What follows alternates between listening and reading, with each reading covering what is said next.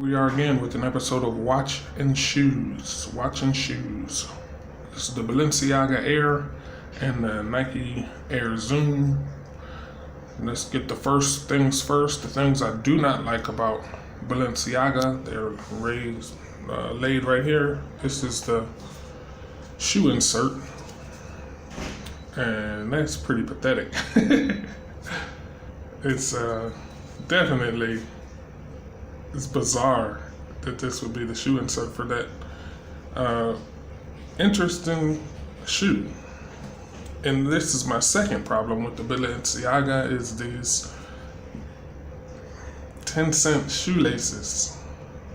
Very strange. I think everybody remembers Nike was in trouble a while back. Well, 20 years ago maybe. Because people figured out that they're only paying 20 cents for these shoes and charging 200. And if that's the case, then these people probably were charged $6 in China, maybe, for this shoe. And then the upcharge is like 1,000%. It's outrageous. The inexpensive parts of that shoe, like those two items that I mentioned. As far as the Nikes, my biggest problem is this big Nike check that has no relevance and should not be on this shoe. It doesn't match anything that the shoe designers were going for. This is fluorescent gray. This is white. Everything on the shoe is either gray or black. The knit, it's kind of a whole cut style knit, no stitches, which I really like when it comes to leather. This is me trying to remove that dumb Nike check. I can't stand them. Usually it would cost me not to buy the shoe, but this one I got for such an inexpensive price that I said I'll just work on getting rid of that stupid, extraordinarily tacky, look at me, Nike bought this shoe from China, Nike did it. I can't stand that. It's extraordinarily dumb. It's an awesome job with the knitting and seamless, stitchless, no stitches all the way around like the whole cut leather.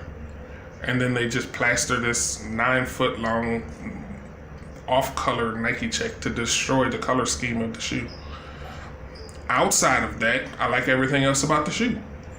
I like the color scheme. On one segment, the front, it's pink, black and greenish, yellowish, greenish. I like the fact that you can see through the air bubble. I like the fact that the air bubble takes up most of the shoe. It doesn't go all the way, but it takes up the vast majority of the shoe. And I like the fact that you can feel the air bubble when you're in the shoe and you're walking. So that's why this shoe is in the video. It's actually one of my favorite Nike air bubble shoes. It's one of, because there's another one that I might challenge this shoe with, which also has a fabulous Nike air bubble and actually goes even further toward the toe. But I like the whole cut style, no stitches, very comfortable, like a sock. I took the insert out because I like the bubble feel, but great shoe. On the other hand, we have this one, which is extremely heavy shoe. Unlike that one, this one's very heavy. I put the shoestrings in. Thank you, Nike ACG, all condition gear. That's where I got those shoestrings. They are actually gray and black looking, but because I have on the flash, they look like they're gray and white, but they're actually gray and black. Those black areas actually are highly fluorescent. So, pretty cool shoe. What I like about this shoe is the air bubble. I've always thought all of these Balenciagas were horrifically ugly. This one, I didn't. I like it's basically a running shoe. There's nothing ugly about a running shoe.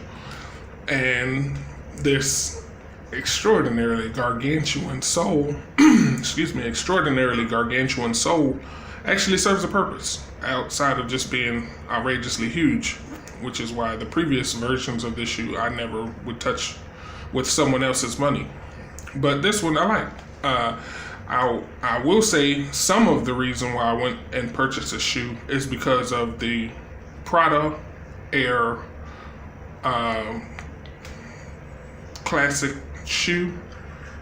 I was waiting for that to go on sale. It never did, and it vanished, and I never got it. So I said, let me go ahead and grab this stupid thing before it disappears also. But outside of that, I actually like the stitching. You see they did quality stitching on the shoe. Those are quality leathers. I always like leather and stitching and lack of glue. If it is glue, I like to see a lack of visibility on the glue. If you used the glue, at least don't show it to me everywhere, which is one of my pet peeves with Nike. But they did a good job. It's actually a decent shoe. Secondly, well, I put my own insert in. I got that courtesy of Cole Haan because Cole Haan has this Nike, not Nike, I don't know why I said Nike, but it has a leather top and extremely spongy bottom. That was off of a pair of, I guess, New York Cole Haan. Don't sleep on Cole Haan. They make some outrageously good shoes. A lot of times in American department stores, they're trash, but they have higher levels that they just don't show us in America, and they're really, really nice. And those came out of one of those style shoes. But yeah, just a nice shoe. It's the Triple S from Balenciaga, which means they have 3 soles. So you got a completely glass looking bottom. This is actually bouncy. It's very hard to bounce. This is even bouncy, but even harder to move. Then this is easy to move. This air bubble goes further, probably an inch away from the heel. So an inch away from the heel, springy, bouncy. And then the tip actually extends, I'd say, a centimeter beyond your toe, and it stays springy here. So that's pretty cool. I can tell with this shoe that it was built to last. So I like that. The sole, especially this outrageously hard material, is not going anywhere. So these shoes will be with you a long time. I have a funny feeling that this fabric here might not make it. This fabric may be the first to go, these side fabrics in this one. Cool thing they did with this shoe is, another cool thing I should say, outside of that air bubble that's outrageous. It's the whole cut theme that you get from a nice leather shoe is followed or is duplicated with this fabric, because inside the shoe there are no stitches. It goes all the way in and around to the other wall and all the way back to the back until you get to this extremely thick padding without one single stitch up against your foot. So that's a reason why this is an extremely comfortable shoe. I honestly would have preferred them to use leather on the inside. Would have made a lot of sense to me. They use plenty of leather on the outside, so I'm not sure why they didn't put leather there. It will be my first, no, it's actually my second. I have another pair of Nikes that is whole cut design, where it's no stitching on the outside and no stitching on the inside. Just a stitch in the back, like a classic whole cut leather dress shoe. But that does it for those shoes. Which one is better? I like the color scheme on this one better. The whole cut knit inside and out is pretty cool. The bounce on this is better than these. These are really, really hard so far. I can see that they bounce when I walk in them, but it's nothing like these. This one is, you can feel the bounce when you're walking. This one you don't feel the bounce. And it could be because it's a newer, it's only came out 3 weeks ago. So I haven't got a lot of wear and tear in them. I got a lot more in these, as you can probably tell. But both of them are clear bottoms, but the Nike, that webbing is like a sheet on the bottom, so it kind of blocks you from seeing anything on the bottom. Whereas these, you can pretty much see how these were made. They give you a Balenciaga emblem on the bottom, cutaway. Yeah, you're welcome, Balenciaga. I put the shoestrings in there. Those shoestrings you provided with that shoe were insulting. Okay, so which one is better, the Balenciaga or the Air Zoom? It's up to you, really. I just put them out there for you to see. I'm pretty sure this one will last longer because of the heel on these. That material is not going anywhere, and the Nike is standard and well known for disappearing on you if you really use the shoe. But okay, so that's that. Complementing the Balenciaga is the Invicta. Try to turn this flash off now. Is the Invicta Pro Diver. Very smooth second hand. By now, on my videos, you know I like a smooth second hand. Mother of pearl face. Cyclops over the date. It's an automatic with a rotating bezel. Cut away from solid steel. Not going anywhere anytime soon. Screw down crown. Diver watch.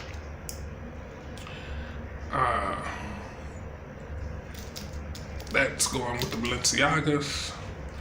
With the Nike, we have the Bulova. Also very smooth second hand. I'm going to do a side by side before this video is over so you can see the difference on the second hand movement. Not much to talk about inside the dial. You've got the polished steel and carbon overlay. Both of these dive watches are 300 meters depth. This one does have a curved face. The glass is curved. The crystal. Have to check and see if that's sapphire. This one I know is sapphire, front and back. So it's very hard material. Let's go to the backs of these watches. Very similar designs on the back. Both of them have a pinching system here. But as you can see, this one is for the sliding brace for your dive suit, wetsuit. This one also pinches, but it's pinched so you can open it. This one has that stamped metal, relatively thin, nothing flashy. And Invicta, always going the extra mile, has a metal engraving here. I'm not sure if that's an engraving because it actually comes out away from the surface. But secondly, their internal, I think, was done a lot more classy, with a lot more class, if you ask me. You can see the Invicta sign there. You can see the stamped Invicta wing. And also, look at the thickness of this. It's not going anywhere. Invicta doesn't play around. People love hating on this company, but it's always about what they feel. Never about the actual materials. It's an automatic. Excuse me. So you got the automatic face that you can look at. It also explains to you that it's sapphire. Who watches? I think this one goes best with the Balenciaga. This one goes best with the Nikes because it's got the black in there. Nice little bit of black. Okay, side by side. Before we get to 15 minutes on this video, which I think is too long. Side by side, the point of this is to check out the smoothness of the second hands.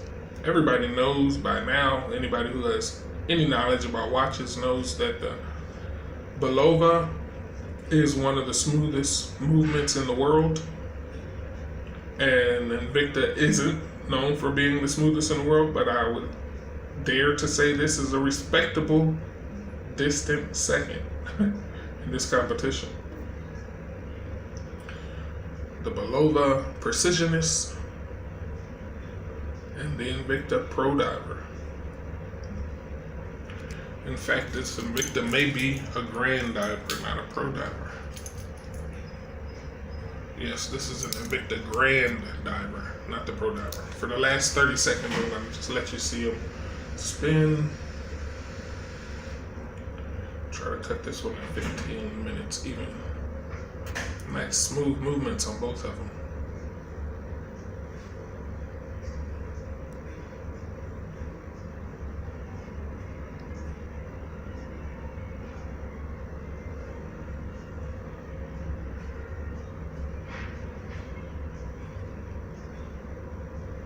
Which is better? Balenciaga, Nike, Invicta Grand Diver, Bulova Precisionist. You tell me.